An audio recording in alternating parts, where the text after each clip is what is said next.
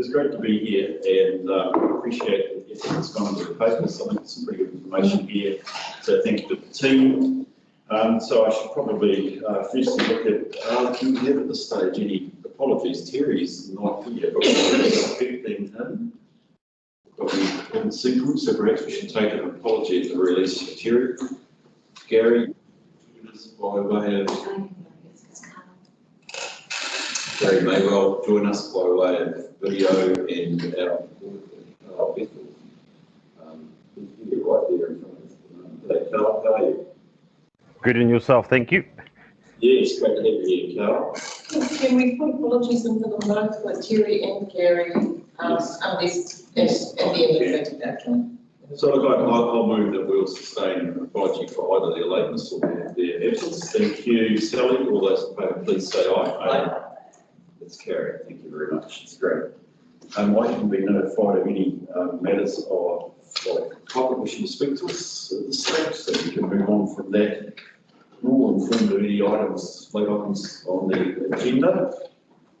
Is there any matter in the agenda that is caused concern around your personal interests? None, that's great. So we now move to 1.6, which is confirmation of the minutes. And it's 1.6 in your papers. We'll move that the minutes of the meeting of the 3rd of June 2020 the consent of this. Thank you, Tony. Any discussion, accuracy? I don't think any matters here we need to raise that don't come up in the course of conversation. I think there was Gary wasn't listed as being present, but seconded and moved a couple of. He was certainly present. You've not got him down there. I don't think so. I remember the start of the meeting, so there we go. He was definitely there. Thank you for that, Mark. Yes, so I wonder if we could. What's that? We can't. I can't see his. Let's think about it. We've got 3rd of June. Unless I've got the wrong. Oh, that's our. Oh, okay. Oh no, sorry. Right, ignore that. Yeah. Well, we look at the page 4 of the agenda, and it looks like he was in attendance. Have we got Gary's name down there? Because he definitely was. He may have left a wee bit early, but he was certainly here for the majority of it. Okay. So thank you for that. That's great. All guy looking. Well done. So with that amendment, again, I'll put the motion. All those in favour, please say aye. Aye. Those against? Carried. Thank you very much. Thanks, Martin, for that. We'll make certain that change is made. Item 2.1, and we have a little report here on the local government finance agency. And Don, thank you. Yes, so this is a fair quarterly report up to 30th of June. I'll take the report as read. There's quite a lot in there, so I did put a summary at the front, which I guess the two key things were to note were two targets that they didn't meet, both due to COVID-19. But I think overall, I think that they're doing really, really well. Like there was a period through COVID where things were looking a bit late, but they've come back really, really well. There's interest to come back in their bonds, and there's been several tenders since then, and everything's going really well. I think what's the thing that it's been really good is the interest in the government. They've had reserve bank bonds. They've bought a lot of bonds through LGFA, which has helped keep the money going. So this report is fairly just for your information, and there isn't anything that I can see of concern in there. If anybody has any questions? Thank you for that, Don. A couple of interesting things, but obviously they've got their own treasury policy and they've noted a couple of breaches here. I think it's worth noting that in terms of the operation of the agency, there was the agreement at the last AGM for the relaxation or the increase in effect of the amount that the councils could borrow for a short period with highlight, with a level of reasonably quick reduction of that setting, which again is useful if you meet criteria, as long as you're able to take enough 10%. But yet, I'm not presuming we need to make use of that facility in terms of our plan and pay for the stage. No, we don't. Okay. It's still accepted, by the way, for, I mean, certainly from around the sector, it's a very useful mechanism, and obviously it has been supported by the Crown through the COVID-19, through its engagement in the bonds process, so it's pretty solid. Are there any questions people would like to raise on it, on the information around the LGFA? No? Okay, can I turn this to the resolution, please, which is that we receive the report. Would you like to move that, please? I'll move it. Okay, John moves, and Martin, I think I'll put your hand up, you second. Thank you very much. All those in favour, please say aye. Aye. Those against? Okay, thank you very much. Right, we're going to move on to, what have I got here? Hello, Carl. Sorry to bother. I've got Katerina McCowan on the line, also waiting to be allowed into the meeting. She's the manager on the audit that's taking over from Gerard van der Berg. If somebody could let her in, please. I'm just in for it. Yep, we're just in the process of trying to make certain that happens, Carl, okay? So thank you. Join us soon. Thank you for that. Could I move to 2.2, please? And Leslie, welcome. Good morning. I'm not certain I've met you before, but I'm very great. I've been very grateful for being able to read your report. That's great. So over to you to lead us through it, please. I'll take the report as read, but I just wanted to highlight, it's an update on the LTP project. Just advising you that work is underway.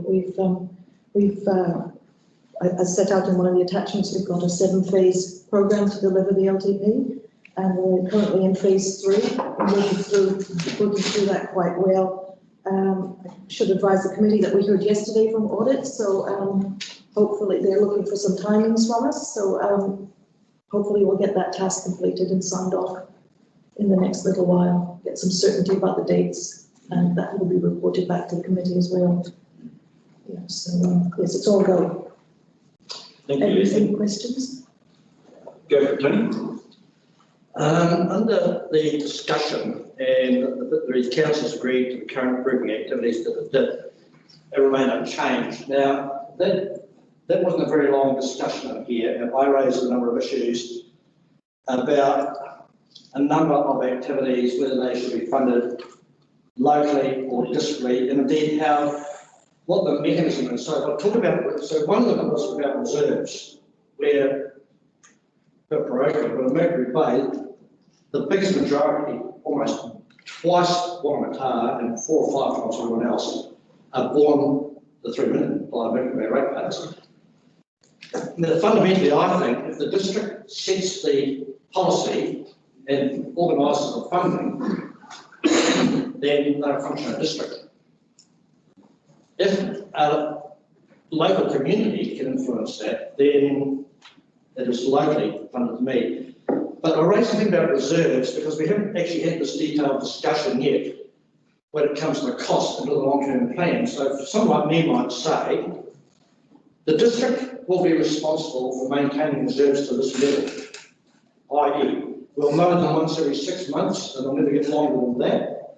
That's what the district will do, and we'll pay for that. If you actually want your grass mowed every 2nd week and you want it that high, then you pick that bit up.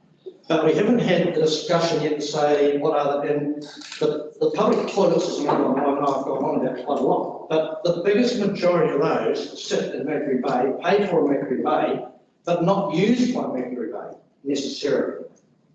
So I think there's a lot more discussion to be had, and I've alerted this at a meeting, every meeting I've been at, in terms of how these things work and what the cost is and who bears that cost, needs some significant discussion, not only for our understanding, and then what is right, as opposed to saying that's what we've got. We're all busy people and we haven't got time now to start changing anything, but without having the debate or the discussion, for me, it's just simply doing what we've always done. And I just see coming our way, like we know the financial pressure that we're under. You know, those that read our local paper, I'm there again. We, like most other councils in New Zealand, are seriously underfunded in their infrastructure. Because some people, I think, are more, not going to say here, but other people, politicians are more worried about their careers, so they don't want rates to go up. Someone like me doesn't care about that. I actually care about doing what's right and making sure that I've tried to influence something for future generations, nothing to do with me. I frankly don't care about my future. So that, to me, that discussion really hasn't been had in any detail. And if we're going to make a serious attempt at looking where we're going forward with the constraints that we've got and the problems that are coming our way, there needs to be a significantly bigger discussion in that arena from my perspective. So that's my comment on that. Leslie, are you able to help us with that? Because actually, if I could just perhaps break down what I heard, Tony, that you ranged across the number of the subtasks. Yes. So here, I mean, the grouping of the activities is just one part of it, but you have particularly got on the area of both levels of service, number one. Great. And number two, also your essentially your revenue and financing policy and what have you, which I think is coming forward, is coming soon if I've read tasked and correctly. So can you help us understand perhaps some how Tony's concerns are? Oh, sorry. What up? Just in regards to the group of activities and how things are funded, we do have a report coming to the next council meeting, and there's a resolution in there that will say that we will look at that as soon as, like, once we've signed this LTP off, we're going to start doing a whole lot of work on that, and that's when we will look at what Tony is mentioning about the different funding models. Of the activities, because what Tony's describing is quite complicated, especially if you're going to look at taking a locally funded activity like parks and reserves and only funding some of it district. There is a practicality aspect to that really needs to be looked at. So it's actually a very big piece of work. So we want to be able to spend the time on it and do it properly, and we don't have time to do that now for this LTP. So the plan is that come July, August next year, once we sign the LTP off, that's when we're going to start looking at that and start doing some workshops with you around, you know, what we could possibly do and what funding model we could move to. Right. It is a significant piece of work, yeah. So in effect, the core local versus district funding, probably your rates setting processes, and indeed your core funding model really is subject to a future fundamental review as a contrast to being a smoke. I think this round this table, we all accept what Don was saying, that staff are going to have not got the time to do it. But I think there's a risk that as long as I've been sitting around doing LTP, which is a number now, Yes. every time we hear the same thing. Yes. And every time we don't look at our revenues properly, and I suppose I've focused on that a little bit this time. Yeah. But we've got risks we're not getting our full revenues. And we've got risks that we're not actually looking at expenditure and the levels of service and all the rest of it. And I totally concur with Tony and what he's saying, but I actually identify with what Don is saying too, that we've got, with COVID, we've got a shortened time frame. We've got to get everything done, but I see an exposure to both sides of where we're heading, and you know, I think if we get half the job done, and I'm looking at the revenue side, trying to push some things on that side, at least we can get that done. We're halfway there. I want to make that comment. So I think the critical thing, if I heard it correct, and I was in a recent discussion at least twice in the last week, is actually how do we have the commitment that we will do the funding review next year? Oh, sorry. Sorry, go to the chair, so just if I can just jump into the discussion. So a couple of things Tony's raised around the activity structure and the levels of service. So levels of service, that's not off the table yet. We're working on that at the moment. We're busy in the marketplace with potential contractors for our parks and reserves. And the way that process is set up is for them to give us different levels of service options and pricing. So we'll be able to bring that back to council for the LTP to make a decision on where we go with the service. And that discussion can still be had. The other thing I'll just refer back to, pick up on what Don said, we had that workshop where we did talk about the activity structures, and we went through and talked about, from a staff perspective, we totally hear what you're saying. We actually want to relook at the activity structures in detail ourselves as well. And it's just unfortunate we don't have the time, but we've got that commitment that from, like Don said, July, August next year, on the back of this LTP being adopted, we get into that work and we start doing that to set up for the next time. And then the last thing I've raised is, which reflects on what Murray said, which was around the revenue from fees and charges and concessions. And we've had a number of meetings lately, and so my team in the community facility space are working hard on options around that to make sure we're doing appropriate charging for boat ramps, walls, all that kind of stuff, as well as all the concessions. So we've ironed off a few of the things we can deal with the head of this LTP, and then there's going to be a couple of things we have to hold over until this time next year. Okay. Thank you, Chris.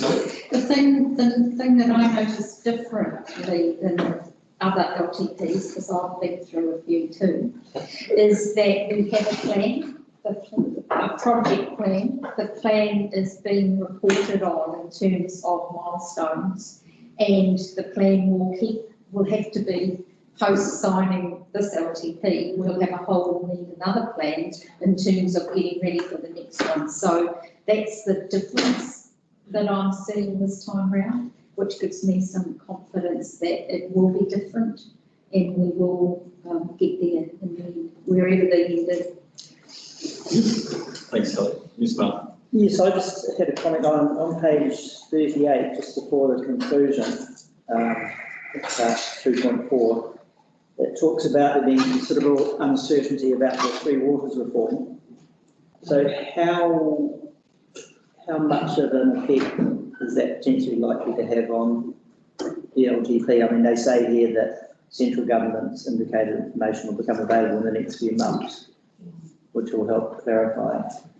Yes, the central government in bringing forward that reform through the chair has acknowledged that it will result in significant change to what local government does, how it operates in that space. And they have acknowledged that they need to provide some guidance.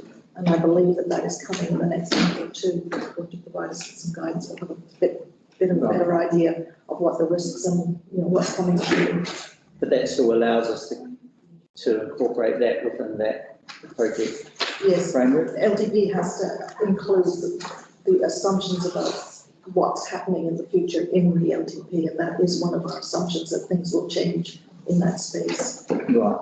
So it's an assumption, but not necessarily a whole lot of detail, concrete data behind it. No, but it's something that we have to keep our eye on. I think if I've understood correctly, in effect, the sector has been told not to actually prepare an LTP that doesn't have Three Water assets up to 2023.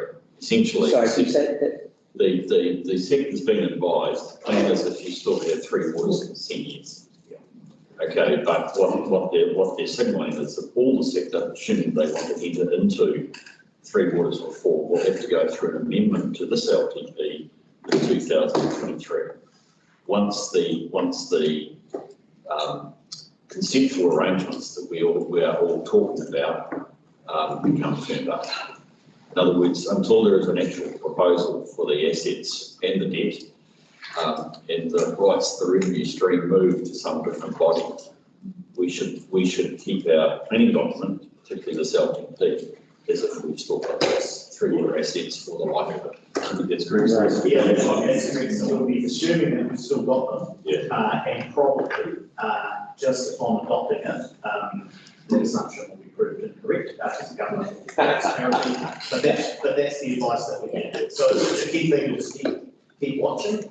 If we got their advice in the next 3 or 4 months, we could fold it in. But once we start getting into that public the main consulting is then very difficult to retrofit. But the whole sector is in exactly the same position, and we're all watching it.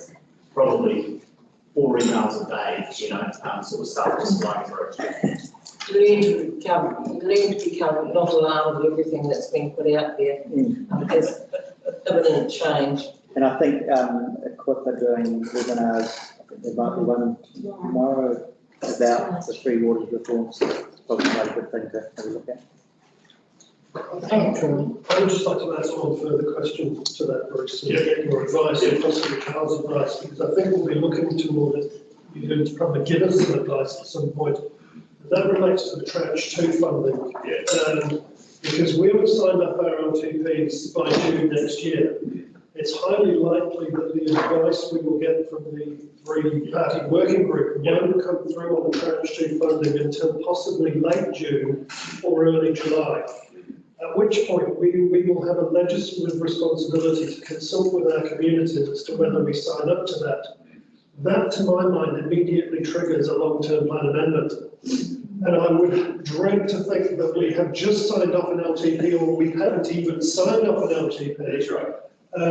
But we will then be required to have an LTP amendment, because the consultation from our community will either say, yes, you are going to change your delivery mechanism quite drastically, or we don't agree to buy into the government funding, which has different implications, but both of them have more than significant implication. And that will happen immediately after we've signed off an LTP. So I think we will be looking toward the Auditor General to give good advice to the sector and to Wellington to say, if you don't get the advice to us on tranche 2 funding prior to our consultation on our LTPs, then we are going to be legislatively stymied in terms of how any local authority can progress with any tranche 2 decision.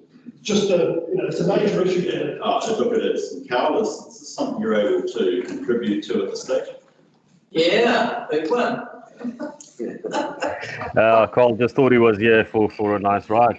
I think I heard some homework there. It is something that I need to take back to the OAG to address for the sector as a whole, and then get back to TCDC on what we've heard from that perspective.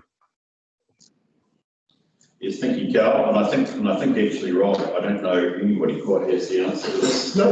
Quite at the moment. I mean, if tranche 1 is anything, the team at DIA, along with Solomon LGNZ, has certainly tried to be supportive to health councils as to how they do it. But I don't at all play down the administrative time and cost.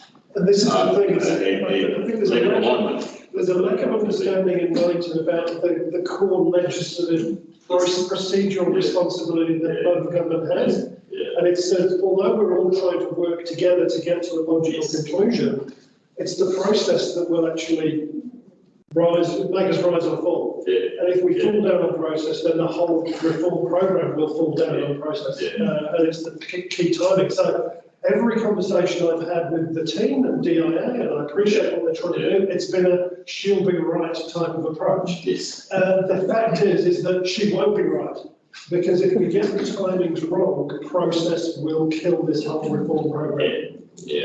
And the priority there is, the expectation is that the Auditor General's office actually knows what they're doing in that regard and shouldn't be putting us into an awkward position. I think in fairness, the office isn't responsible for putting us into an awkward position. I'm just saying, you know my background. But I think equally, this is something that,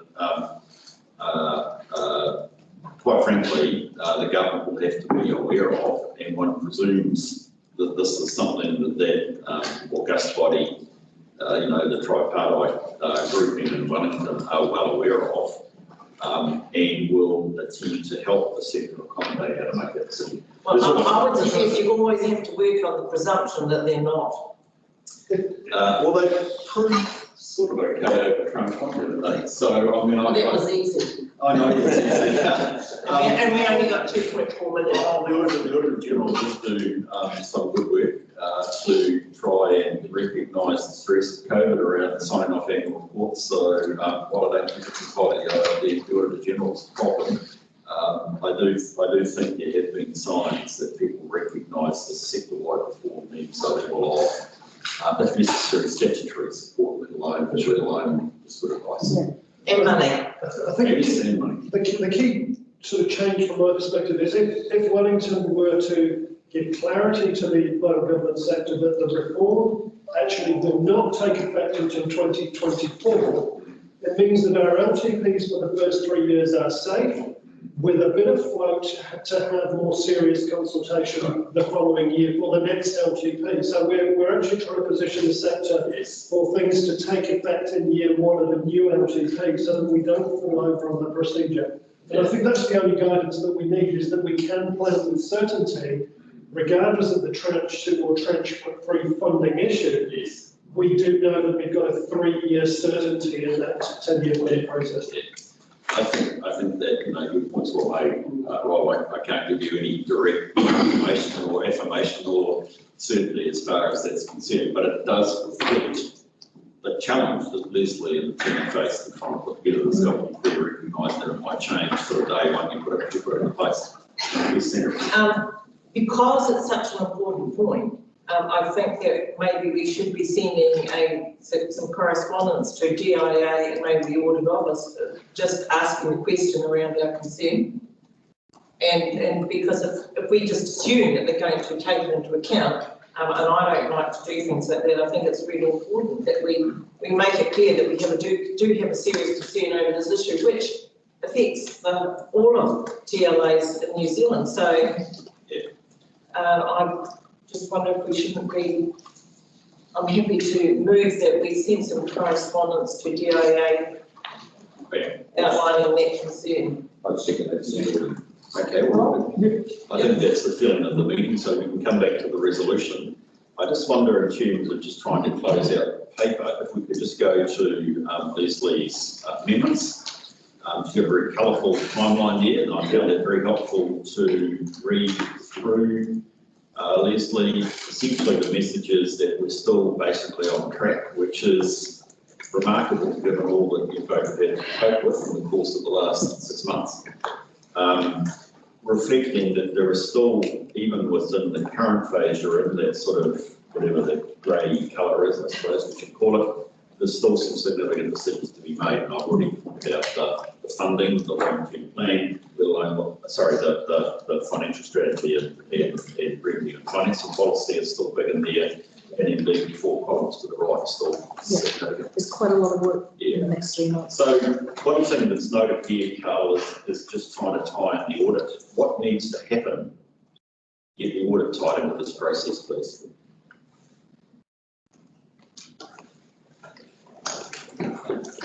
Just to recap, we're talking LTP. Yes, that's right. Okay. So we were just, I think we were ready to start engaging on this, and then I think the second level of COVID happened. So it's just a timing issue. We're busy engaging with management to meet with them to line up the resources for the plans. As you indicated, we'll obviously take this issue back to our sector group to go and consider and to provide us some feedback on the tranche 2. And then we'll get the engagement letter out and signed and the resources on the ground. Right. When's our next meeting on? It's November. Oh, sorry. Oh, sorry. You know, you've got the I'm sure you did. Oh, it's October. The 3rd of October. I mean, we just talked, I mean, I'm not saying we're just talking about arrangements, but we are just talking about administratively. What are the plans for the Great Water? Are we able to have that cleared by the 3rd of October? She's the 7th, Sorry, the 7th of October. I knew it was reasonably soon. That's a couple of weeks away. Can we have it done by then, Carl? Please? Yes, Chair. Question mark, please. Yes, Chair. Okay, thank you. That'll be good. So are there any questions that people have got over the work program? We're fine? Good. Can I just therefore look at, and probably I suspect that you've had a fair crack at this, but folk are comfortable so far with the other appendix we have here, which is the assumptions, which which tends to be a core thing. That's what we're really be concerned about, because this forms the basis of much of actually what the forecast position of the council is. Tony? I think the principle I think is okay, but if I go and look at what the data we're given for growth, this is one of the assumptions the district will make, but they're different in every ward. So Mercury Bay has significant growth. I would say it is outgrowing everything almost, it's not in Waikato, almost in Waikato. And so the demands on that community are greater than one that either has little growth or negative growth. And so you put that aside, from a district point of view, we're going to adopt this middle of the road approach. And that's fair enough. But if you look yourself into that, and you don't take into account where things are growing, where resources are needed, and particularly where infrastructure is needed.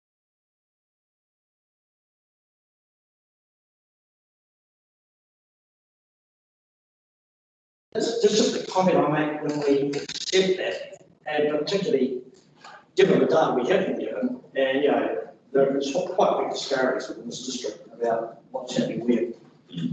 Can I just add to that, while Mercury Bay, or should I say Pretty Young particularly, is growing, and there's clearly good growth there, it doesn't mean to say that there isn't a huge demand for growth and for the ability to grow. So that's the constraint for Thames is complete opposite. It's totally constrained and doesn't have the ability to grow because it hasn't got all the planning and things in place, which it's absolutely desperate for. So there is the other side of that coin.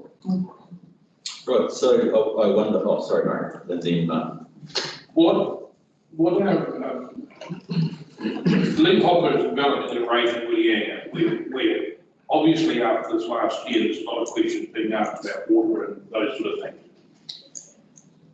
As I understand it, the structure plan is all approved and the growth is all going in. Where do we stand in terms of our planning and all the rest of it, in terms of infrastructure? If he wants to push ahead in subdivisions and we can't supply water and we haven't got the abilities and that sort of thing. Well, we can, but what's our obligation on the integrity of supply, and is it acceptable that he is constrained on water use during the peak period? Can we restrict the subdivision without getting into any legal bind? So what's our obligation if we're allowing all that subdivision, which we've already agreed to? And what's the level of responsibility of council and the degree of water that we're meant to actually provide? So it doesn't have to be absolutely contiguous and wood 40. That when we're all constrained to the same extent as Auckland, then so too is Whitianga, and they need to learn how to suck it up. Well, it's a question Mr. Hopper's asking us. That's right. Can he continue? And I just look at our long-term planning and I'm saying, what risk have we got exposed? Well, we've got it exposed that every one of our 9 reticulated suppliers are under the same constraint. So if you were going to do anything around water, again, you would have to identify all the suppliers, the constraint for every supply, and prioritise according to highest risk. we still got somebody behind me.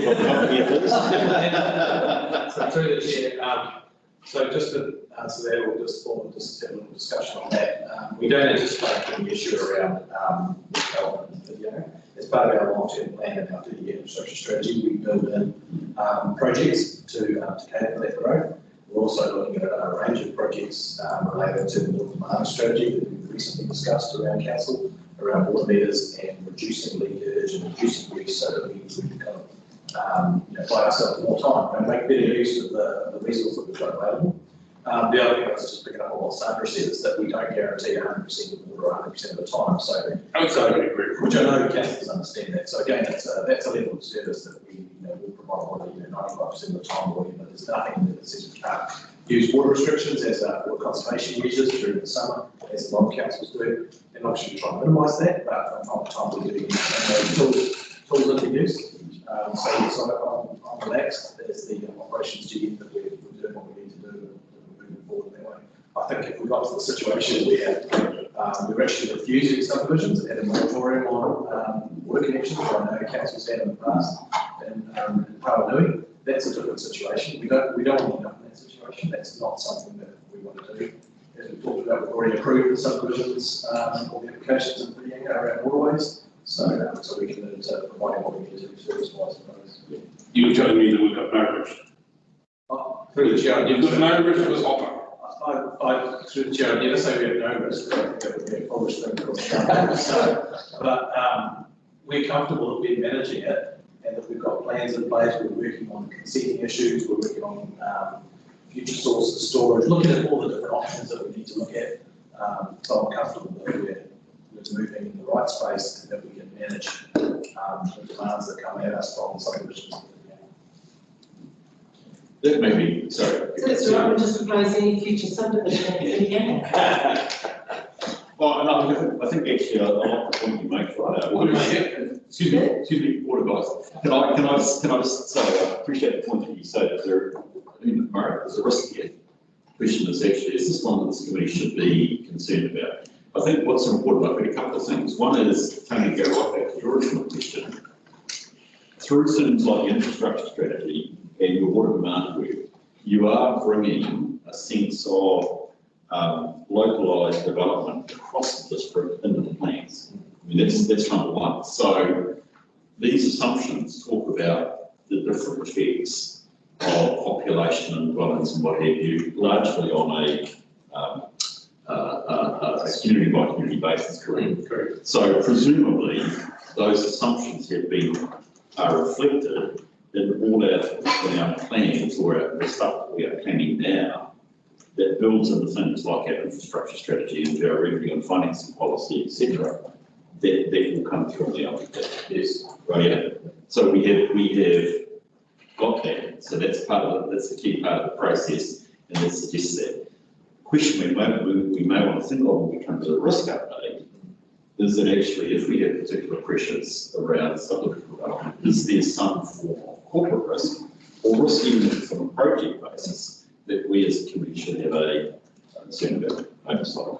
And I think to pick up on that point, the risk that I see would be around timing. So if things really gangbusters and down around sections and waterways will do more sections really than what they might have initially thought, that changes the time, which then means we need to look at our projects and we need to be agile enough so we can respond to that and move the time. And obviously subdivisions don't happen overnight. So people don't suddenly get off subdivision and the house is taking water the next day. There's a lag in this process that gives us the flexibility, I believe, to adjust the timing of those projects. So if things are starting to go quicker, we can pull those forward. So there is that risk. That risk does exist, and that will change the financial situation in council. But I'm comfortable we can respond. Mark, I think you had a So just picking up on something that Bruce said. So you said that in the past there had been moratorium, whatever that is. Single one. So through the chair, there was a moratorium on wastewater connections at Tyro and Paranui. This was back in the kind of early 2000s, probably the mid 2000s, where council was in the process of resource consenting and constructing a new wastewater treatment plant services Tyro and Paranui. And until they had a number of breaches of resource consent conditions. And so basically the council had to put a lockdown and say, look, we can't take any more connections, wastewater, until we get a new plant constructed. And then they got the new plant constructed and then the moratorium came off and development could carry on. So development could happen, but it could actually for the wastewater, which effectively means development couldn't really happen in those areas. So yeah, not a good situation, and not what council want to be. Yeah, and just the second point was at the bottom of page 40. So the first of the attachment B talks about the inframetrics growth projection and how we went with the medium growth scenario. I guess my concern is that obviously inframetrics are, a company that are making assumptions based on information they have, but yeah, I mean, that to me does seem a little bit of a of a risk that we're assuming a medium growth in this current scenario, because no one really knows what's, post, we have an outbreak, we have another lockdown, whether that's a sustainable process in the future. I guess we just have to go with best advice we can get, but. Through the chair, I think at the workshop that we had, where Infometrics updated us on growth projections, they did anticipate there'd be quite a slump through the next 2 years, but that things would pick up. This is a 10 to 30 year projection, so we're looking at quite a long time frame. So it takes account of the slump because of COVID, the fact that our net migration numbers are pretty abysmal, but it's anticipating that there'll be a pickup once this pandemic, which is anticipated, what, 2.5 years? Will, that things will pick up quite quickly after. And I think also what I'm not sure was Murray or Tony was saying is that it does appear to be localised differences in growth across the district. So. There is, and those numbers reflect that, and it is a projection. It's just taking what we know currently and trying to project it forward. It doesn't say that this will happen. It's a projection. Can I just add here that if you base projections on your current data, actual data, you would say that there's nil growth in Thames, which is completely the antithesis of the case. And so, but because how can you prove something that isn't there? And the demand is huge, and we can drag any amount of people in front of you to say that we just swamped with. Why is it that 25% of our own employees can't live in our district? And so, I think that's the answer to that question in my view, is that it's just projection based on current statistical data, which sets a false premise. I think the thing I would just add a wee bit of context, which is our responsibility is to adopt an LTP based on our best information data. The only thing, and Carl will put this in the report that we know is correct, is that it won't turn out the same. Okay, that's the biggest thing. We are projecting forward. We aren't saying with certainty what will happen. So the critical thing we have to have, particularly around things like, and I hear this around the concern around population growth, where it's felt how it's affected the community, is that we do have to actually draw a line in the sand. We just have to, we have to be transparent to the ratepayer as to what is our confidence in that assumption. And that's why, again, the work that Leslie's done here is really important. When you look at, I think it's the third column in the appendix on assumptions, which has the level of uncertainty, we put that positive, like the level of confidence you have in the projection, or indeed whether it might not come through. So we need to be aware of that and to be upfront in our plan as to what is the level of confidence, with probably some level of testing. And I would assume, for instance, Bruce, with the growth projections, you have done a level of scenario planning about what would happen if in fact it was high growth in Whittingham or Thames or wherever, as in contrast to it being medium low. If you haven't, that's, again, it is a factor of time, but actually that's pretty standard planning, for which again we should be prepared to be transparent in our long-term planning. How we look at that? Okay, can I move to the resolutions, please? That's been a very Chair. Okay. Sorry, just 5 things from us that we picked up for the training, and I think you've covered most of them in the meeting. Is we're going to look obviously for COVID-19 and the assumptions based thereon. The council should consider climate change, which is already in Annexure B, and then the condition of and performance of the assets currently to help look forward. CapEx doability, especially in the last while, seeing how much of our planned capital projects that we'll be able to do, and how do we see that going forward. And then, as you mentioned, the consultation document that we're looking very forward to auditing. Thank you, Carl. Please go on. Lizzie? I'll just put up the resolution. Okay. think we do want, is that the resolution? I've got a different one. It's the. Oh, okay. Yeah. Oh, you want to express concern? I was actually trying to think we actually engaged with DIA and OAG to establish how tranche 2 will be dealt with. So I'm relaxed going to say you're concerned, but that's the way to put it.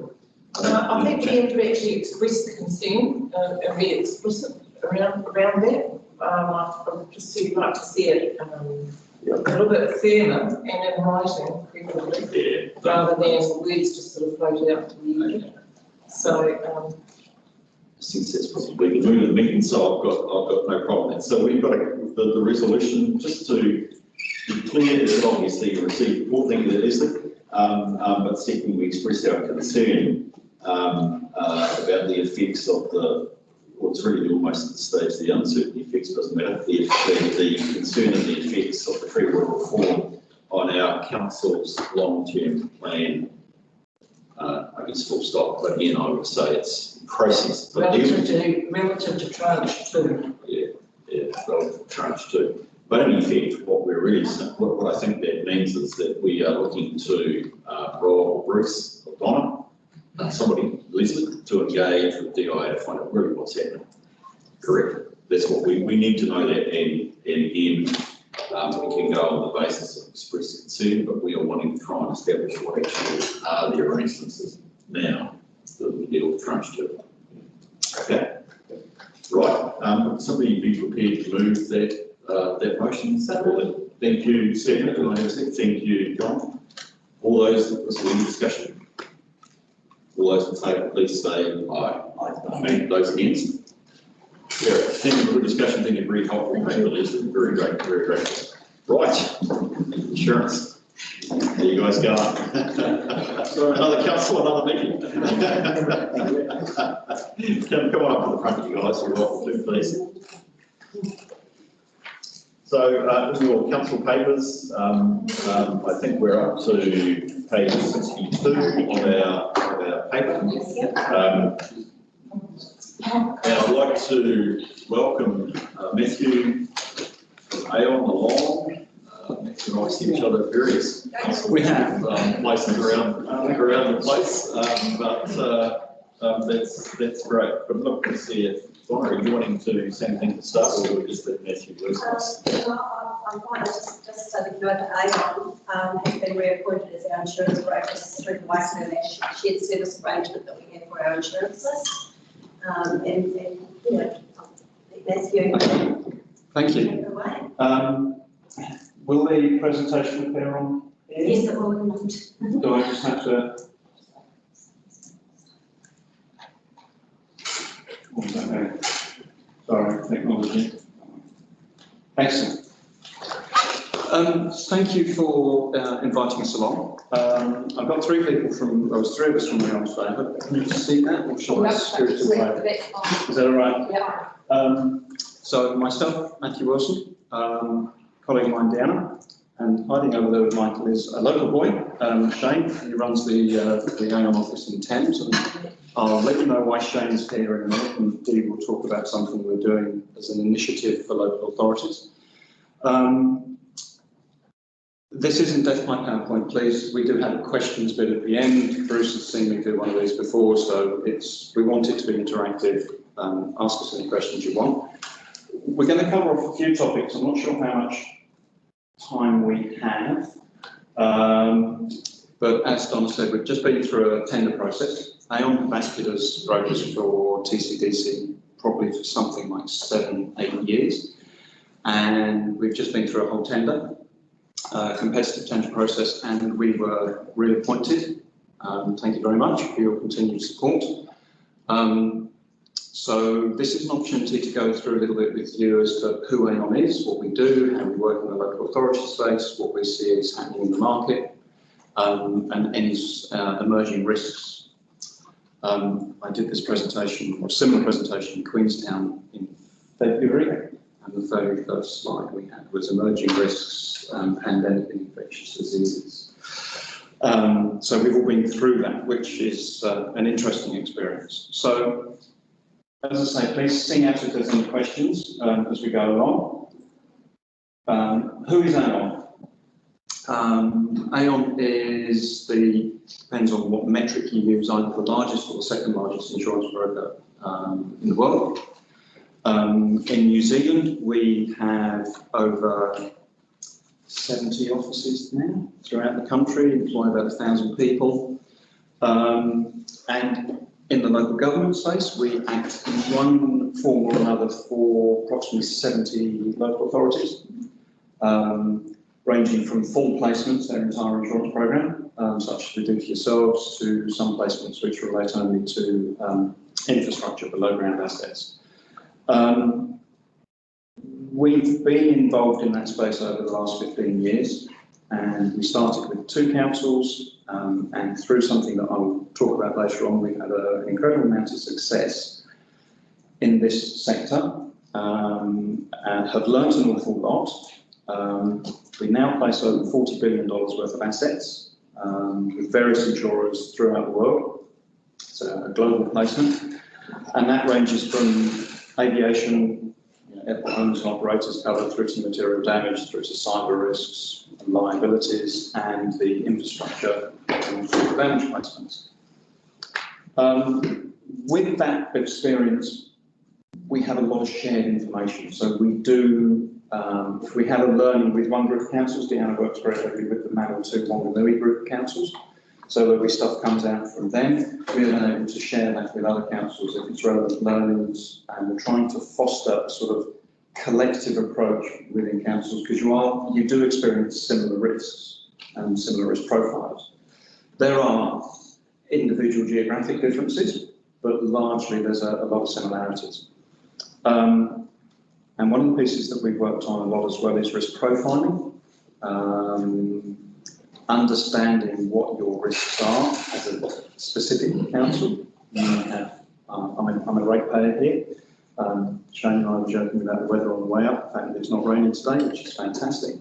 But I've got a property up in Coromandel town. We have weather-related issues. That's just what it is. So you have some experience. You have some exposures that other councils don't necessarily have. But you don't have the earthquake exposure as such. So there are differences across the country. We've also done a lot of work in loss modelling. What does that event actually mean? And we did some work for TCDC probably 2-3 years ago, I think, Michael. What is the natural disaster event that's going to have the biggest impact? And what are the dollar values looking like if that happens? And for you guys, if memory serves me correctly, it's a tsunami. Something happens out in the sea, we get a Japanese style event, and you get a huge great wave coming through, especially on that coast. There's issues, the low-lying areas. So we've done a lot of work around that. Also, Deanna's been heavily involved in a project with valuations, making sure the dollar values that you declare for your assets are correct. And I'll come on to some of that stuff in a little bit more detail, but that's a very brief overview of the sort of scope of work that we do. What is the market like? These are some old stats, to be fair, but they're 2019. I think there's wildfires in California again at the moment, isn't there, in the newspapers. There's lots of numbers up there, don't worry about them so much, but the point is, the insurance market, because we place business for you in the global market. So within New Zealand, there is about 5 or 6 insurers who will deal with your type of risk. They're all virtually offshore. If it's not Australia, it's America, or it's the UK. We also then get involved in the London markets for placements. They obviously are global markets. So we put stats up. I think the next slide is probably one that paints the picture better. I'm from the UK. New Zealand's this great place right down in the corner there. Why are we worried about what happens in America? Why are we worried about what happens in Central Europe when they have floods coming through? Well, all of this is paid from one insurance pot. All the money, because of the offshore ownership, will go to one. We're looking at the global market. 2019 saw upwards of US $1 billion in economic losses. It was the worst or second worst? 2019. The worst year on record for natural disaster events. Now, lies down lies and statistics. US 1 billion in economic losses does not translate into 1 billion of insurance loss, but it just paints the scale as to what we're looking at. And that decade was the costliest natural disaster decade. There's just been an increase, and whether it's global warming or something else, something's happening, which is impacting the insurance markets globally. Any questions on any of this so far? I'm mindful of time, so. What does that mean to New Zealand? The New Zealand property market is currently in a hardening phase, and it has been for about the last 18 months, 2 years. We are seeing premium increases, and that will be felt by you as homeowners all the way through to big multinationals, you know, the Fletchers or whoever they may be. They're all experiencing this. It's largely driven by reinsurance costs because, of course, the insurers insure, they go off and buy reinsurance. That's very much a global placement. The global markets have been impacted by the events we've spoken about. If we had a crystal, I mean, as I said, I did this in February somewhere when we were talking about one set of numbers. We expect the material damage market to be sort of plus 10 or 15%. For this renewal. So your insurance program renews 1 November. We are currently in the process of having those negotiations with the market. There is a caveat to that. Lloyd's and some American insurers are currently experiencing a rather unusual situation where their business interruption wordings are being questioned. Pandemic infectious diseases is for 99.9% of insurance policies an exclusion. So any losses that businesses have suffered as a result of COVID outbreak aren't insured for all intents and purposes. However, some very smart lawyers in the US and the UK are looking at the policy wordings that have been issued by some Lloyd's syndicates and some US insurers and are questioning whether they actually exclude it. Can you remember the number? And it's about 101 billion US that we're currently going through the insurance markets for claims. So that there's potentially, if these court cases are successful, a significant amount of money that people are going to try and claim off of insurers. But insurers, for whatever reason, didn't think they were covering, and they've not collected any premium for that. So there's a question mark over this. Whether that is successful or not is another conversation. But that's just a little bit of a caveat. I don't think it would actually feed down to the New Zealand market so much. It would be very much those markets that are directly affected, but it could just be another thing that adds to the process. We've spoken about reinsurance. The other market that is under a lot of duress at the moment is the liability market. About 90% of the claims that we see for councils come from the building consent space. I can talk about this because it is public knowledge and I don't like doing it, but we will all be familiar with the Bella Vista issue in Tauranga. I think the insurance payment on that was about $10 million. There were a set of circumstances around that, but a significant portion of that ended up with council. There was an insurance claim. There are, across the council space that we deal with, probably another 3 or 4 of those that are kicking around. So that's just a council-specific issue. You then have the construction industry at the moment in the liability space is really hurting. They're facing some big premium increases, especially in the directors and officers space, which is something that councils aren't so involved in, but again, it's an entire market we're looking at. So we have seen some significant premium increases for councils in the liability space. I think hopefully they will, for councils with good claims histories, which you guys do have, that's reached a plateau. I think those councils who have had poor claims histories are going to see further increases in their public liability and professional indemnity premiums. There's not too many insurers in the New Zealand market who are wanting to write that business at the moment. And again, that's a bit of a global issue as well, that the liability market is contracting. One of the driving factors in that, and I use this as a slightly spurious example, is class action suits. So there is, and I'm not a lawyer, and I don't know how far down the track this has got, but a class action suit, when multiple people bring an action against an entity, they used to have to be ones where you opted in. So if you wanted to be involved in the class action suit, you had to sign up for it. There is some talk around at the moment that there are going to be class action suits which are opt-out, which basically means you're in unless you decide otherwise. And I use this as a slightly spurious example, and the first time I said it was probably too soon. I referred to the Spark, wasn't it? Yeah, coverage of the rugby. There was a story published in the Herald where somebody was going to try and have a go at Spark because they couldn't watch the rugby. And they were talking about doing it as a class action suit. So that would be effectively, if these rules applied, anybody who was a Spark customer would be involved in that unless they said otherwise. Now, the impact that has on the liability market, I mean, that was spurious and didn't go anywhere. But the impact that has on the liability market is the cost of settlements increase.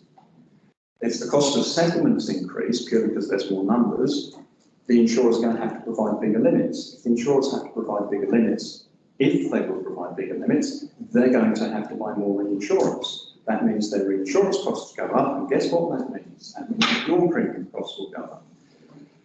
There's also quite a lot of active litigation funders at the moment. So this is people who will pay for your court actions. There is a business currently at the moment that's got 2 separate D&O claims being brought against it.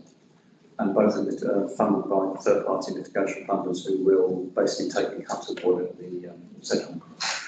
When I came to New Zealand 16, 17 years ago, it wasn't like that. New Zealand was not a particularly litigious country. People sorted things out. New Zealand is now becoming a lot more litigious. So that's just another thing we need to be mindful of, and we monitor all of this stuff. Do you think, Matthew, I just want to, could I perhaps for a little bit about 10 minutes to go on this? Is that possible? Yes, yeah, no, absolutely. Okay, so just a very brief one here.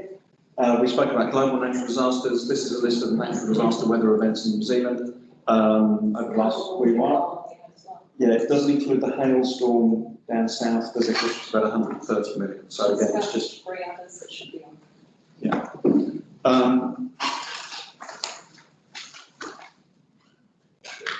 I'll talk about this one quickly. There are some huge benefits that you guys get as being part of the LAS. I think this is probably one of the key things we need to talk to you about. The first one is benefits of economies of scale. We're going to insure to get a quotation for 10 councils, including yourselves. You're seeing benefits of economies of scale. It attracts markets that necessarily wouldn't play in the council space. So we do have some other offshore markets that are looking at stuff. It mitigates claims. If one council within that 10 has a major loss, if that council was looking at it on its own, the loss ratio for that council would go through the roof. But because we've got 10 other councils involved in the LAS, you look at the total premium paid for all 10, total claims for all 10, it smooths that curve out. So it gives you a benefit there. I've spoken already about the sharing of information. We do collective loss modelling, so we look at the loss modelling across the region, which is good. And improvement of valuation data. If we get a good process from one council, we will share that with another one and say, look, hey guys, you consider looking at it like this. So there are some huge benefits of being in the LAS. That can't be understated, to be honest with you. Having said all of that, your premium allocations and everything are all done as an individual within that LAS, so there isn't cross-subsidisation between other councils. You get the benefit of it at the high LAS level, but if one of the councils within the LAS isn't performing particularly well, they will get their premium allocations based on their individual performance, so you still have that individuality at the LAS level. Can I just make one comment on that? With the LAS and that relationship that we have and the ability to fund activities across the broader range of local authorities, the ability to build a relationship face to face with the insurers is critical. Absolutely. To the premiums that we get quoted. Absolutely. And that is one of the key activities that we do on a regional basis, if we send people to Singapore and to London to meet face to face with the insurers. And that's very important that we do that. We do that if we were on our own. Correct. Yeah, absolutely, 100%. The Lloyd's markets are still quite old-fashioned. They like to see the whites of your eyes. And it used to be my word is my bond. So they shake hands, you do a deal, and that's it, it's done. So next 7th, 8th month. So normally we would be going up to London. London is currently closed. 7th, 8th and 9th of September, we're going to be running presentations to the markets from Auckland, hopefully. And we've got representatives from Waikato LAS, Bot LAS, MW LAS, South Island councils, and we'll be doing Zoom presentations. But normally we would be going up. And I think the key point there is it's not about premiums, that is about our ability to get insurance. Correct. It's maintaining that the markets know. So in Queenstown, when we were down there, we had some underwriters out from Queenstown. They know who they're dealing with, they trust you. It's immeasurable, to be honest with you. Mindful of time, this is just a very quick slide that shows how the economies of scale has worked. And very briefly, 2014-15, TDV stands for Total Declared Values. So this is the material damage program for the LAS. So I've taken all the numbers, and as you go down the years, you see there's been a 34% increase in the total declared values. The premium increase is actually only 8%. The rating increase, I should say, is only 8%. So that's how we managed to mitigate through the economies of scale. I will flick through that one. I'll talk about this one. This is probably one of the key ones we're working on. Insurance strategy. How much insurance do you need? What insurance do you need? Is the current program fit for purpose? Now, we were going to run a workshop. Unfortunately, Matt Billbeck, a colleague of ours, is Auckland-based. He was told he wasn't allowed to go anywhere, so we've had to postpone it. We will be running that at a suitable time. This is a sort of a roadmap, if you want. This is the tasks that have to be done to provide an insurance strategy. And as premiums have increased, we've had more councils say to us, what's our insurance strategy? The problem is, if you are using the light bluish square at the top left there, optimising insurance, as the reason for developing your insurance strategy, it's the tail wagging the dog. What you've got to do is start with determining what your risks are and work your way around. And then as an organisation, you are fully cognizant of what your exposures are, what the organisation's appetite for risk is, how much do we want to transfer to insurance, how much do we want to retain ourselves, and then we design an insurance program that meets those requirements. We are working through, as part of this workshop and some other work that's doing, we're in the sort of the first half of that graphic at the moment. We're working our way through that. There is quite a bit of work to be done, and I would have thought that it won't happen before November, to be honest. By the time we've got it all done and all together for everybody, we will then be having a lot more of an in-depth conversation with you as to what the insurance program is going to look like at the other side. But that is the body of work we're doing with all councils currently. Can I just check on that one? I think it's quite a permanent one for us. The strategy is being would get away at a less level or at the Thames-Coromandel level? Thames-Coromandel level. Yeah. So we will run a workshop with each council, relevant people from each council, to determine what your appetite is. So that's where within, even though you purchase as a LAS, you still have the flexibility within that to buy what suits you. Yes. Okay.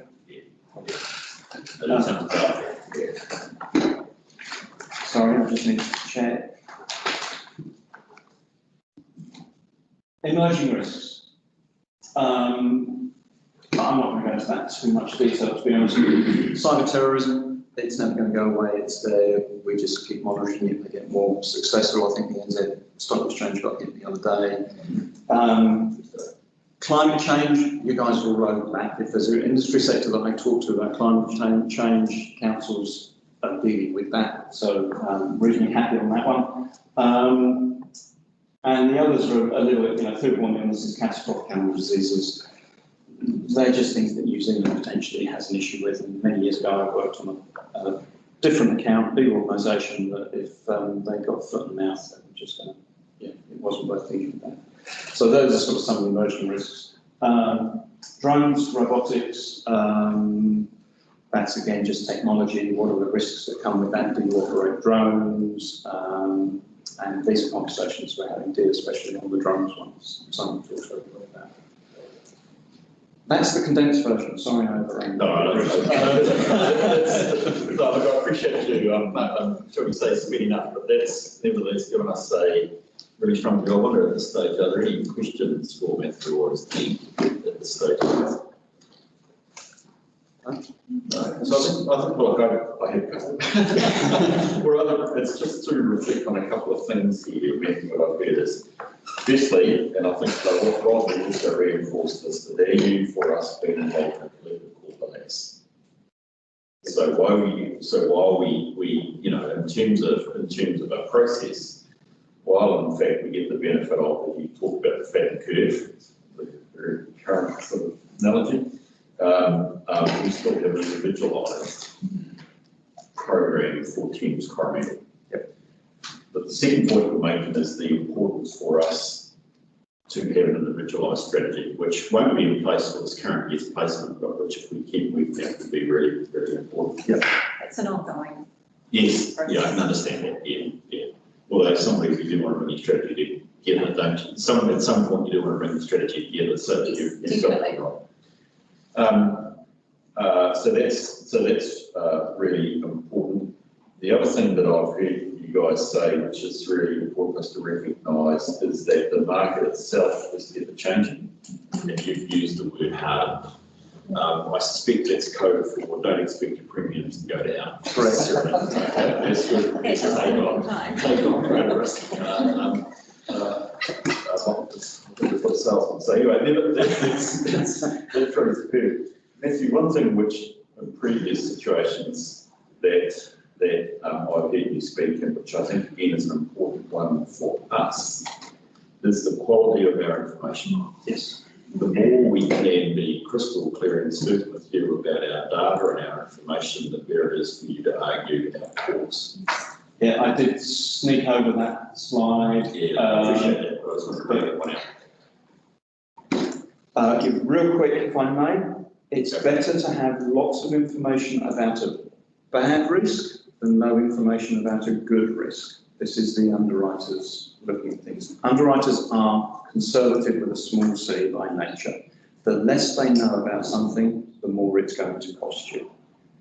Okay, which is why the point that was made about seeing the underwriters, presenting to the underwriters, that is the opportunity that we have to tell them how good you are. And the quality of data that's backing that up, I mentioned about valuations. Historically, we have dealt with finance claims. That's just the way it's been in insurance. I don't know why, but it is. If you ask a finance person what the value of an item is, compared to what you ask the asset owner as what the value of an item is, you'll get two different answers. One will be optimised depreciated replacement cost, which is great because you write it off the books, but the asset owner wants the full replacement cost. We've been doing a lot of work getting those numbers, which is why partly why you see that big increase on the other slide where the numbers went from X billion to X billion plus 20%. It's because we've got those values right. What we don't want to happen is come a claim. You've got an asset on your schedule that's $10 million. That's what the insurer will pay if that asset is totally lost. If that asset is $20 million, I'm going to be coming here and having a conversation with somebody I don't want to have, because you put 10 on the schedule, that's what you're going to get. If when we have the loss we discover it's more than that, it's a real difficult argument these days with insurers to get that up any greater than the 10. So yes, that's a big piece of work that we've been doing. Dee and others have been doing a lot of work in that space.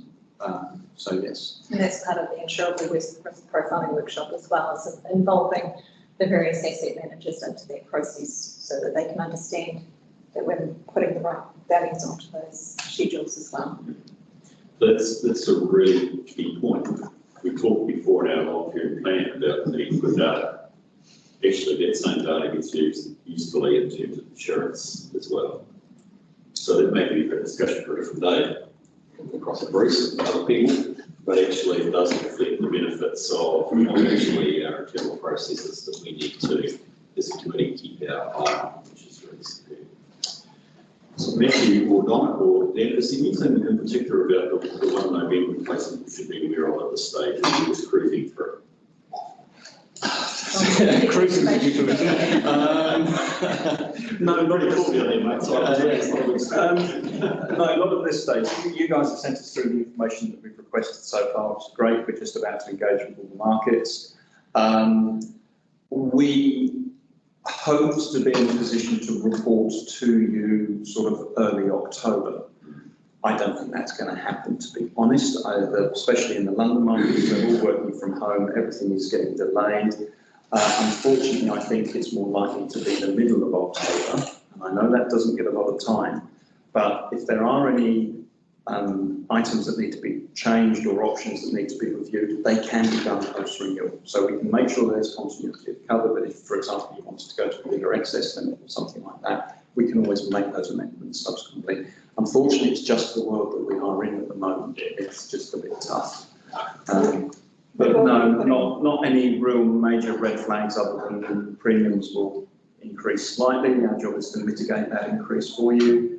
Reach back to the collective, set of councils that we act for. No real major red flags, to be honest. We'll be putting a request out shortly for the liabilities, so it will require a sweep of the business of any known events that might be going through. Yes, yeah. Liabilities will be important for us. Right, so thank you for that. Is there any, good on that? Is there any other final question from the committee? Or can we release Indiana?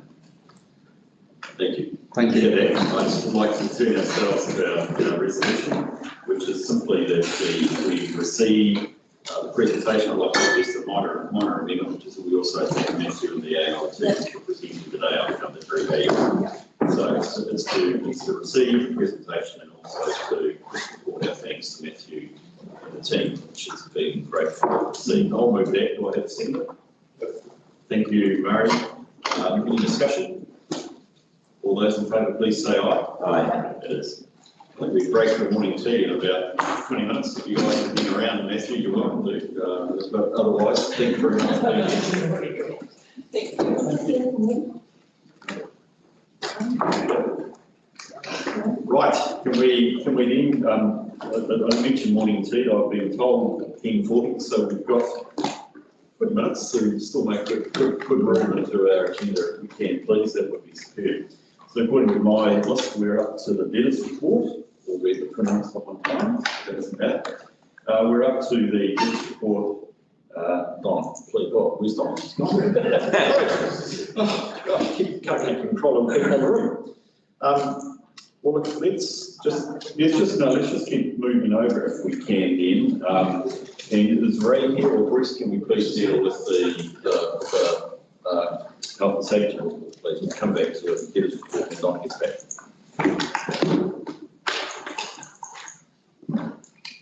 Good morning. Good day, Bruce. Yes, so the workplace safety and wellbeing report is on here. I'm going to present it on behalf of Ray. It's pretty straightforward. There's another incident that I'll cover off after we've had any questions on this report that is outside this period that people will be aware of. But yeah, I can take any questions on any of the content in here. Perhaps you talk to us about the red spots on the graphs, which you guys actually get corrected to. It's about primarily some operating procedures. So yes, yeah. So I hate to be systems focused, but it does become important that in these areas, given there are heightened risks, that we have standard approach. Yes, definitely. So so through the chair, the first one on there, if I'm correct, is under 2.3, working in isolation. We're this close to adopting the alone worker policy. So we had that come through to the leadership team last week on Friday. We agreed with everything apart from there was a little tweak that I need to make. And so once I've made that tweak, that policy, it is adopted, subject to that tweak. And what that was it's all about workers who are working alone in areas where they might be by themselves. And inadvertently, the way the policy was written, because it's been developed for a while now prior to COVID, it inadvertently included people who are like working at home as a lone worker, which is not really the intention. You know, if you're at home, so what it effectively, it put everyone in the same category, you know. So if you're going to go out the back blocks and check a water intake somewhere, it's exactly the same, treating it the same as if someone was just working at home. And so then we don't want that, that's not the intention. So it's removing that from that, and then it was basically it's adopted, so that'll be good, that'll get us through that. The other thing is the devices have all pretty much been installed now. There was an issue around getting the contractors out of Auckland to do some of that stuff, but it's all happened, as I understand it, and installed by a local auto electrician in the vehicles. The team have had the training on it, as the bylaws officers, they have something on the belt that links to their vehicle, it's got quite a range, so that if they're away from their vehicle, they still can trigger that alarm in that situation. So, and Ray's been working with these providers to do the training with the team, so that's all going pretty well. The SOP working with public and animals, that moving on to 2.4. That's another one that's very close to finalisation. We'll be coming through the leadership team shortly on that. So yeah, there's definitely been a bit of a backlog of getting some of these things moving. So we're pretty focused on that at the moment. Number 5, again, that's around the health and safety policies and procedures, which are currently under review, and around the health and safety plan and objectives. Now those are all kind of all a little bit sideways with COVID, where we had to redivert onto actually responding to it.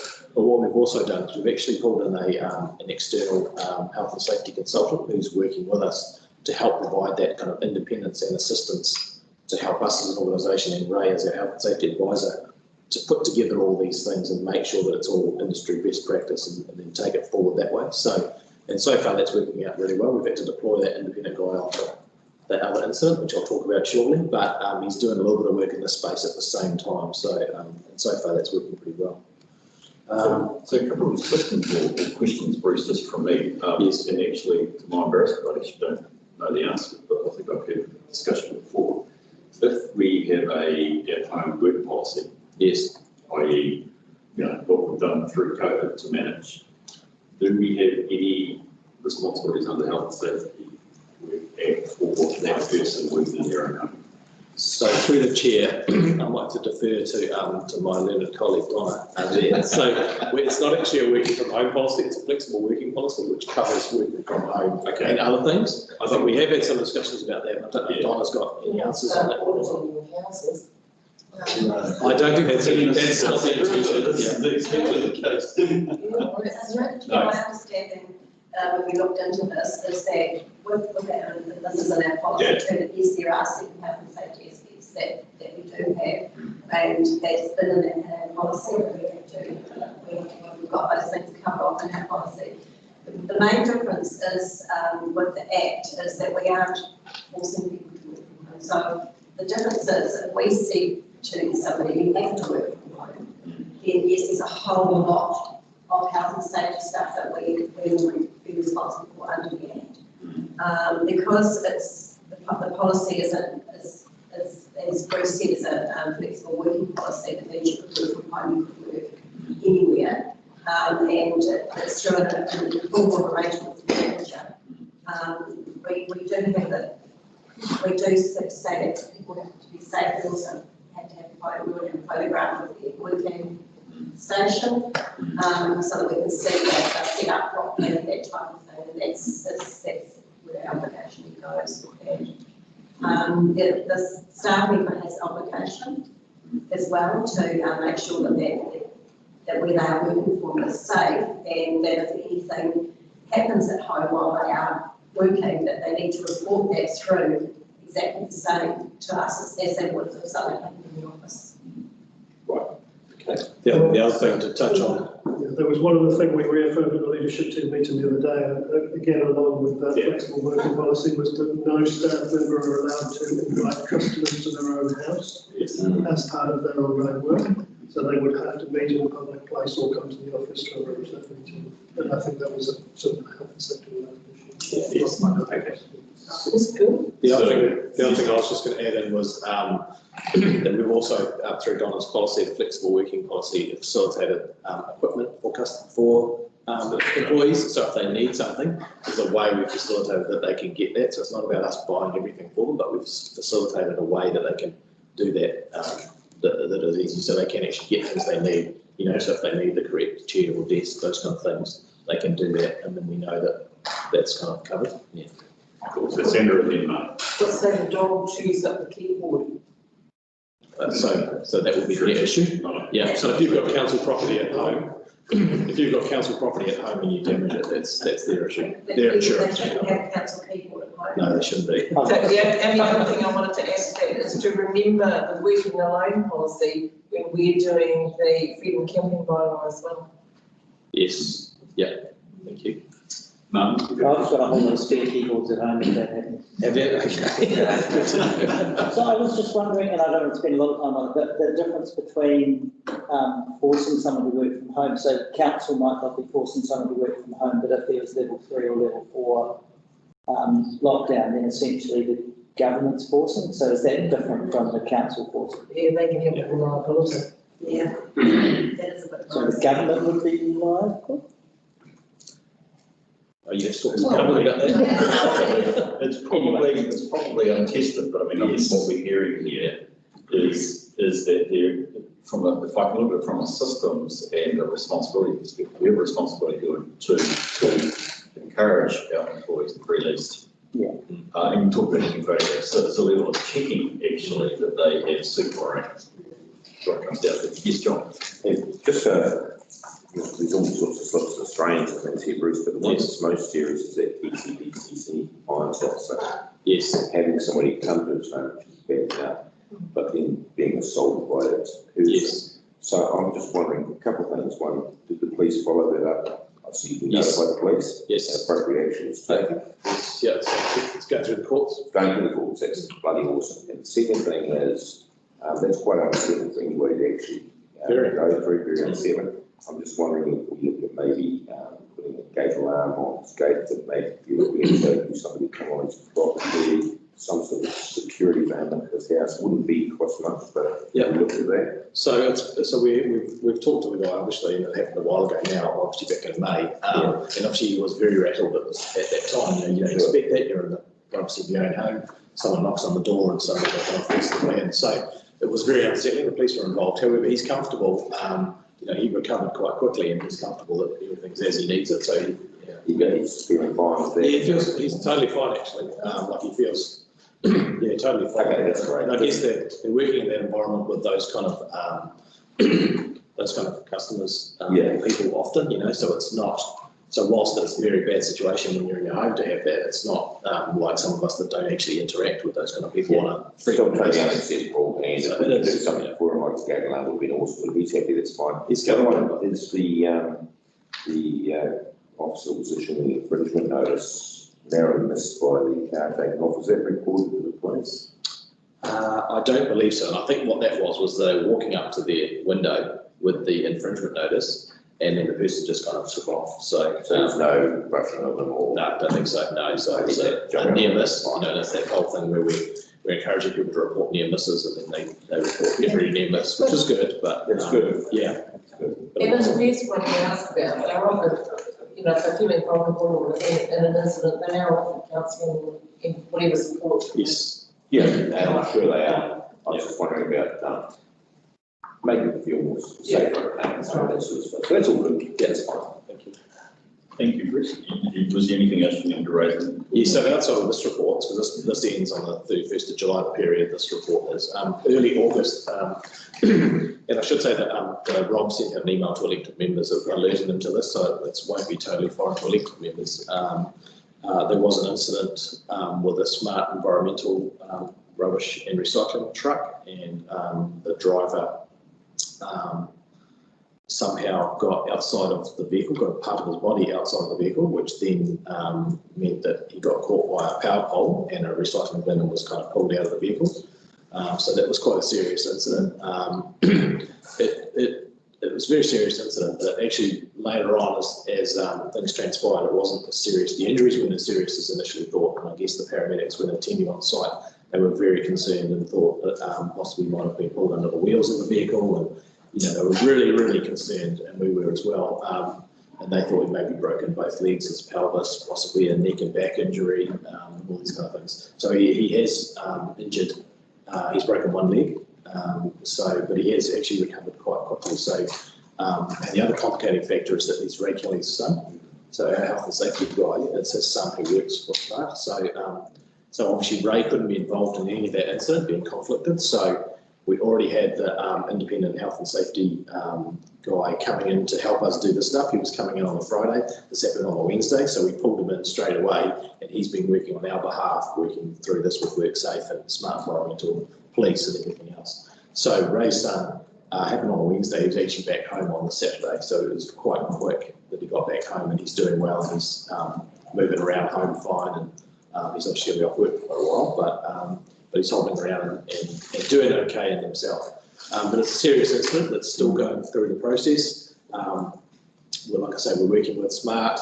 Terry, the consultant who we've got on board, is keeping in touch with myself and Rob very closely. He's based in Thames 3 days a week at this stage while we work through this. But obviously these things can take quite a long time to work through. The vehicle, as we understand it, is still impounded over at Hamilton in the CBIU area. So the police are still working through that. WorkSafe is still doing their side of it. So we don't know a lot more at this stage around the actual investigation side of it. But that did happen, yeah. It was the police is involved in this for what reason?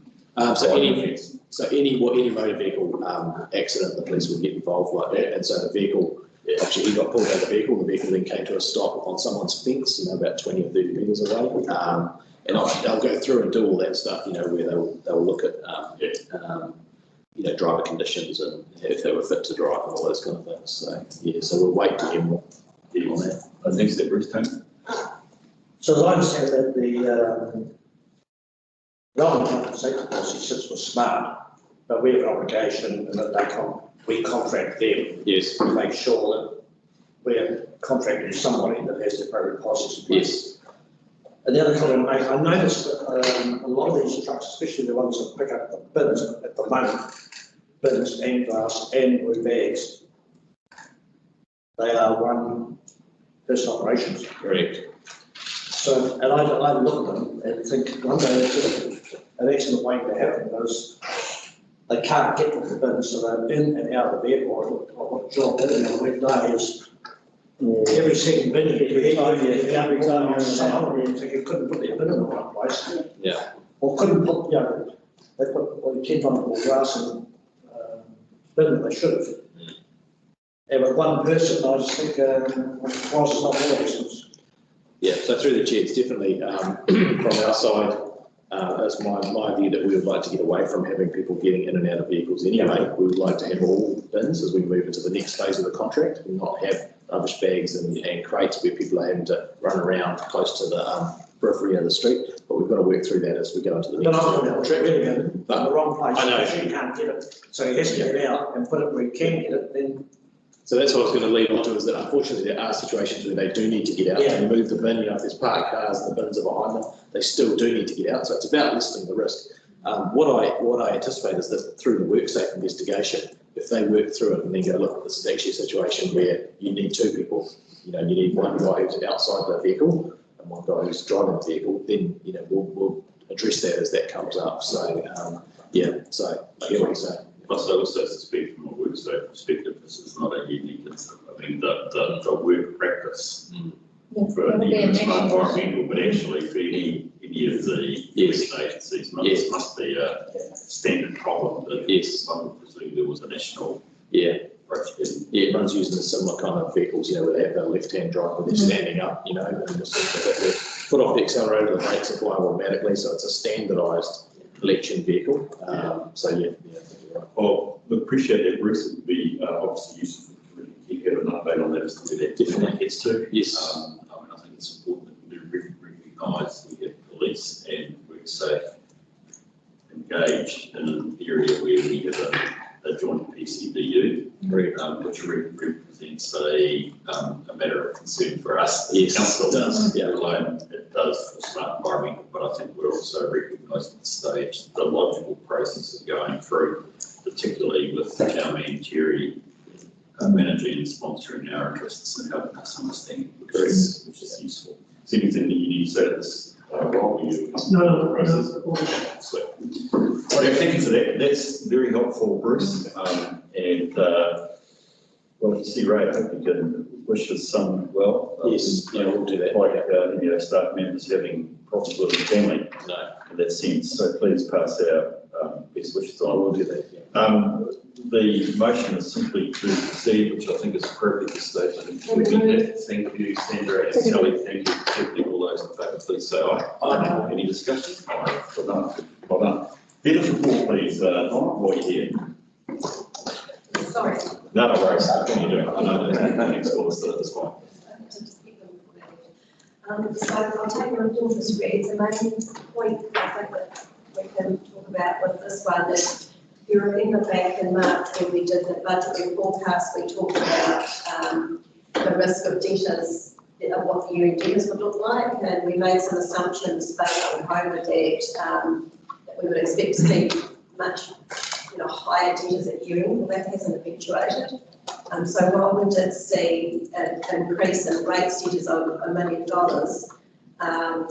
we also saw a decrease in sundry debtors of roughly that same amount too. So we ended up at year-end basically being very similar to what we had budgeted for in the annual plan.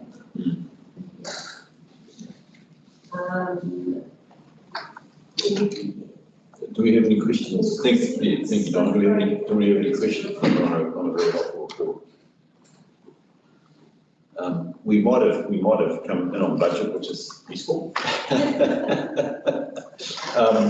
But of course, it's a qualitative difference of it, and presumably it's not illogical with potentially a quite economic situation that if sundry debtors might actually just go down mainly by the fact that we've got a lower level of activity.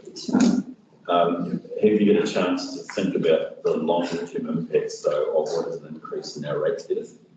Is this something that what are we planning? What perhaps I could even ask us, what are we projecting for in terms of the next year of the LTP?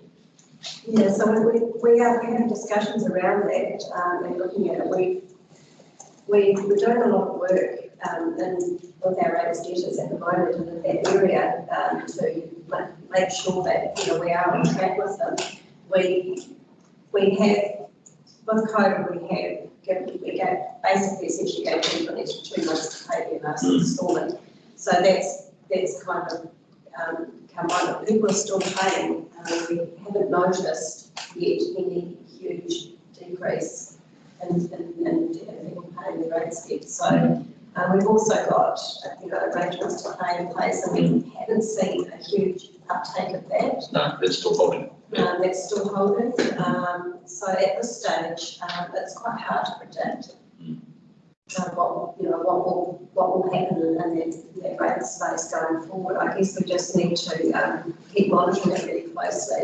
And I think for us, what will impact is if we get another wave of COVID and we will end up having lockdown again, and everybody is businesses are affected more. I think that's when we'll see a bit more here.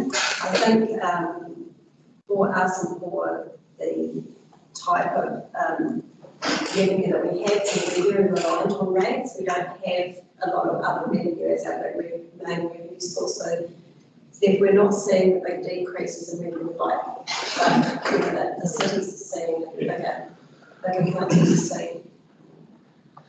Okay, thank you. Tony, I was only going to comment. I think where a large chunk of our rates are collected from the Eastern Seaboard. A lot of those places are freehold, and so COVID's had no impact on a lot of these people. They don't own anything, and so they just pay their bills and do what they do. We can't go on holiday, but so I think our risk is actually low from that perspective. Okay, that's my take on that. Well, the numbers bear that out, Tony. Yeah, as Don was saying, I mean, you can put a bit of perhaps swings and roundabouts, particularly for the last 6 months over the rates, but essentially I'm getting the sense that from a risk perspective, we are comfortable that, and therefore our cash management is in hand. Right? Yeah. Cool. Thank you, Don. Can I turn us to the resolution, please? Which is, I think, simply to receive the difference between the comprehensive report and the report. Thank you. That was Tony. Can I have a second, please? Thank you, Martin. We will receive all those in favour, please say aye. Aye. Those against. Garrett, thank you. N40. I see we're break for morning tea. There's suggested to be 10 minutes, and I think we should keep it to the reasonably tight 10 minutes. Yeah. please. Like you to have a cup of tea, but we'll be back here at 10:50.